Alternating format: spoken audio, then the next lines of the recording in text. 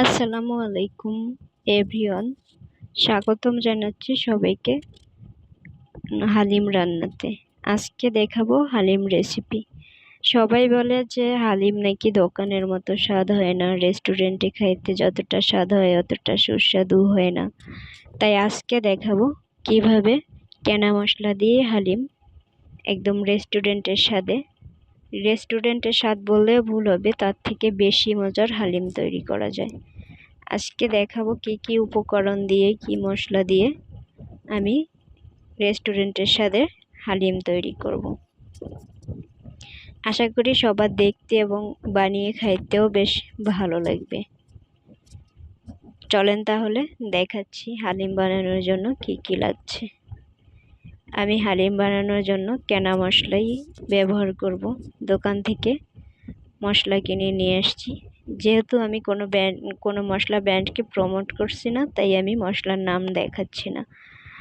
আমি কেনা মশলার সাথে চাল, ডাল আর সরিষা গুঁড়ো দুটাই কিনে নিয়ে এসেছি। দুইটা মশলা একসাথে এক প্যাকেটে। দেখেন, চাল, ডাল, সরিষা আরও বিভিন্ন মশলা অ্যাড আছে। আর এই যে গুঁড়ো মশলা, হালিম তৈরির গুঁড়ো মশলা, এটাও কেনা। এটাতে সব রকম মশলা আছে। আমি চাল আর ডালটা ফার্স্টে একটু ভিজিয়ে রাখবো। এর জন্য আমি একটা বড় পাত্রে এগুলো ঢেলে নিয়ে ফার্স্টে অল্প গরম পানি দিয়ে এটা আগে মিক্স করব। মিক্স করা হয়ে গেলে মেজার কাপের 1 কাপ পানি দিয়ে দিব। মেজার কাপের 1 কাপ পানি দিয়ে দিলাম। এবার এটা ভালো করে নেড়ে চেড়ে 1 ঘন্টা মতো ভিজিয়ে রাখবো। আপনারা 1 ঘন্টাই ভিজিয়ে রাখবেন, কারণ এটা ফুলবে। যেহেতু ডাল আছে, সিদ্ধ হতে কম টাইম লাগবে। পারলে 1 ঘন্টার বেশি ভিজিয়ে রাখবেন। যদিও সময়টা অনেক বেশি, কিন্তু ভালো কিছু খাইতে গেলে তো একটু সময় দিতেই হবে, তাই না? তাই আপনারা এটা ভিজিয়ে রাখবেন 1 ঘন্টা।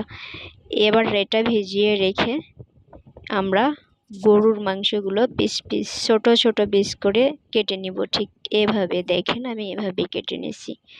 আপনারাও এভাবে কেটে নেবেন, পিস করে সুন্দর করে কেটে নেবেন। আমি কেটে ধুয়ে পানি ঝরিয়ে রাখছি। এবার চুলায় একটা কড়াই দিব, দিয়ে এতে 1 কাপ তেল দিব, সাদা তেল দিব। আপনারা যে কোনো তেলই ইউজ করতে পারেন, সয়াবিন তেল বা সরিষার তেল। এর মধ্যে আমি 1 কাপের একটু বেশি পেঁয়াজ কুচি দিয়ে দিলাম। দিয়ে পেঁয়াজটা আমি ভেজে নেব, একদম ব্রাউন কালার করে ভেজে নেব। একটু নেড়ে চেড়ে ভালোভাবে ভেজে নিব, যাতে পেঁয়াজটা পুড়ে না যায়।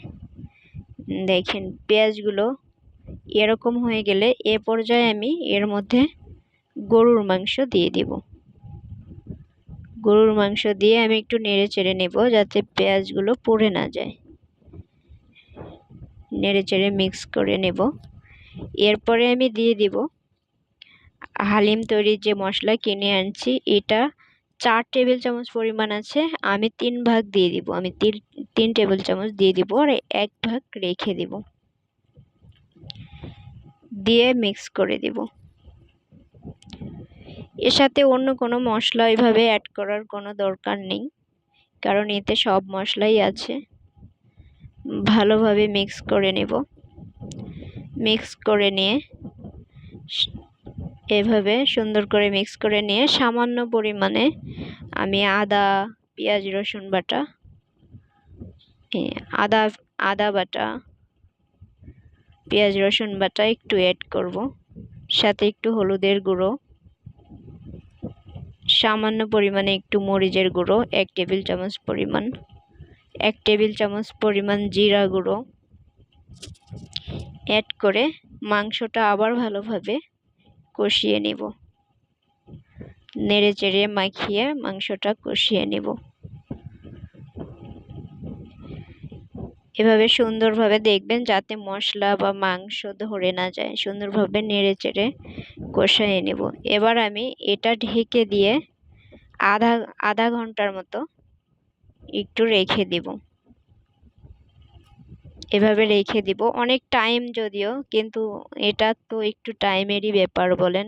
এরপরে ঢাকনা তুলে এভাবে নেড়ে চেড়ে এর মধ্যে দেখেন সুন্দর হয়েছে।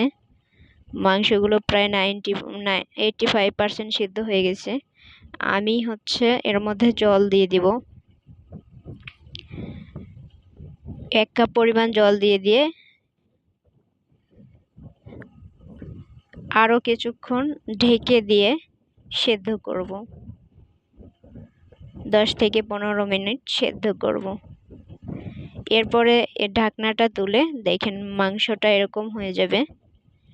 সেদ্ধ করা প্রায় সেদ্ধ হয়ে গেছে। এবার এই মাংসেতে ভালোভাবে নাড়াচাড়া দিয়ে ভিজিয়ে রাখা ডালগুলো অ্যাড করে দিব। অনেকক্ষণ ভিজিয়ে রাখার কারণে দেখবেন, অনেকক্ষণ ভিজিয়ে রাখছি বলে ডালগুলো ফুলে অনেকটা হয়ে গেছে।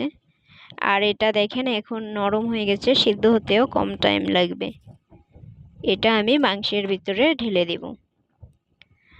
মাংসে আর পানি দেওয়ার দরকার নেই, কারণ ডালে পানি ছিল, যার কারণে অত পানির প্রয়োজন পড়বে না। মাংসেও পানি দেওয়া হয়েছে।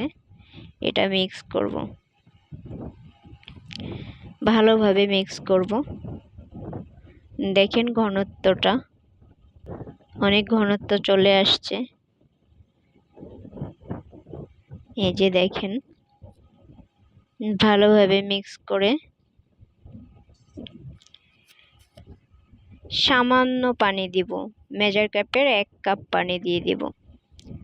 এতে এত বেশি পানির প্রয়োজন পড়বে না, কারণ মাংসে পানি ছিল, ডাল ভেজানো ছিল পানিতে, আর খুবই অল্প আছে, একদম লো আছে এটা রান্না করবেন। অনেক টাইমের ব্যাপার, একটু টাইম নিয়েই রান্না করবেন, তাহলে খেতে অনেক সুস্বাদু হবে। একদম রেস্টুরেন্টের থেকে অনেক ভালো হবে। যেহেতু মাংসে লবণ দেওয়া ছিল মশলাতে, তাই এখন একটু লবণ দিচ্ছি এক্সট্রা ডাল অ্যাড করার জন্য। কারণ যে লবণটা ছিল ওটা শুধু মাংসের জন্য ঠিক ছিল, ডালের জন্য একটু লবণ এক্সট্রা লাগবে। আপনারা একটু টেস্ট করেই লবণটা দিয়ে দিবেন।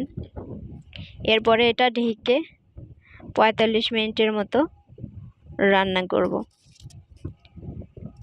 এভাবে জানি আপনাদের অনেকের মনে হবে অনেক সময়ের ব্যাপার, কিন্তু অনেক সময় ধরে রান্না করলেও জিনিসটা খাইতে সুস্বাদু হবে। এ পর্যায়ে একটু দেখেন অনেক ঘন হয়ে আসছে, নেড়ে চেড়ে দিব।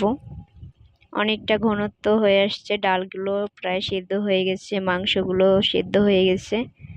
এ পর্যায়ে ঢেকে দিয়ে আরও 10-15 মিনিট রান্না করব। দেখেন তেল উপরে চলে আসছে, রান্না প্রায় শেষের দিকে। দেখেন অনেকটা ঘনত্ব চলে আসছে, দেখতেও মাশাআল্লাহ কত সুন্দর লাগছে। আপনারা এভাবে একটু লো আছে রান্না করবেন, তাহলে খেতে অনেক মজা লাগবে। আমি আরও 10-15 মিনিট এভাবে জ্বালাবো। এই যে দেখেন এই পর্যায়ে তেল একদম উপরে চলে আসছে, ঘনত্বটা হয়ে গেছে। একটু নেড়ে চেড়ে দিবেন বারবার, যাতে ধরে না যায় নিচে। যেহেতু চাল আছে, তাই একটু লেগে যাওয়ার সম্ভাবনা থাকে। হয়ে গেছে। এই পর্যায়ে আমি একটু বেরেস্তা দিয়ে দিব, ভেজে রাখা পেঁয়াজ, আর ওই যে 1 চা চামচ যে মশলাটা ছিল ওটা আমি দিয়ে দিব। যাতে এই মশলাটা দেওয়ার কারণ যাতে একটা সুন্দর একটা সুঘ্রাণ আসে। এবার এটা আমি ভালো করে মিক্স করে দেব। এভাবে ভালো করে মিক্স করে দেব, সুন্দর একটা স্মেল আসবে। দেখেন অনেক সুন্দর হয়েছে। মিক্স করা শেষে আমি আরও 2-3 মিনিট জ্বালাবো। এভাবে 2-3 মিনিট জ্বালানোর পরে দেখেন এবার তেল সম্পূর্ণ উপরে চলে আসছে।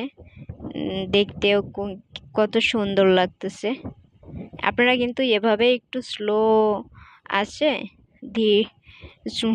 চুলার আঁচটা ধীরে রেখে রান্না করবেন, যাতে অনেক ভালো হয়। এ পর্যায়ে সুন্দর করে নেড়েচেড়ে নামিয়ে নিব, নামিয়ে পরিবেশন করব। দেখেন দেখতেও কিন্তু খুব ভালো লাগছে, খেতেও অনেক মজা হয় এভাবে হালিম রান্না করলে। আপনারা কিন্তু প্লিজ এভাবেই রান্না করবেন। এই যে দেখেন কত সুন্দর হয়েছে। এবার এটা নামিয়ে পরিবেশন করব একটা পাত্রে। আমি এটা নামিয়ে নিচ্ছি একটা পাত্রে। এভাবে একটা পাত্রে নামিয়ে নিচ্ছি।